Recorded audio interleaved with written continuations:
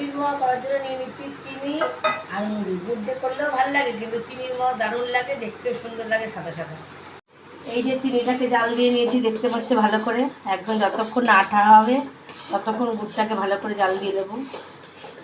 দেখো গুড়টা এখনও জাল হচ্ছে, ততক্ষণ না এরকম করে দেখবে হাতে একটা আঠা ভাব আসছে, ততক্ষণ এখনও হয়নি, আরেকটু হবে। আর এই মোয়াটা না আমি আমার মাসির থেকে, দিদার থেকে শিখেছি, তাই জন্য আজকে করবো, দেখি কেমন হয়। এই দেখো গুড়টা জাল হয়ে গেছে, দেখতে পাচ্ছ। এবার গুড়ের ভেতরে দেখতে পাচ্ছ এমনি করে মুড়িটা ঢালবো আর এমনি করে নাড়বো, বেলনা দিয়ে হোক যাই হোক, কিছু দিয়ে একটা তো নাড়তে হবে, সমানে নেড়ে দিতে হবে। একটা দিয়ে দেখো এমনি করে সুন্দর করে নেড়ে দিতে হবে।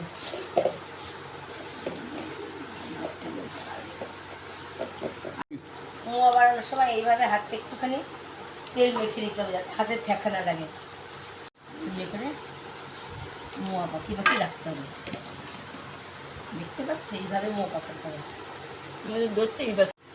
একটু তাড়াতাড়ি করে মোয়াগুলো বানাতে হবে, কারণ ঠান্ডা হয়ে গেলে পরে মোয়াটা ঝুড়ো হয়ে যাবে মুড়িটা, আর মোয়া আবার পাকানো যাবে না। এইভাবে দেখতেই পাচ্ছ মোয়াগুলো কী সুন্দর উঠেছে, দেখো মোয়াগুলো কী সুন্দর হয়েছে, এইভাবে বানিয়ে নিতে হবে মোয়াগুলোকে।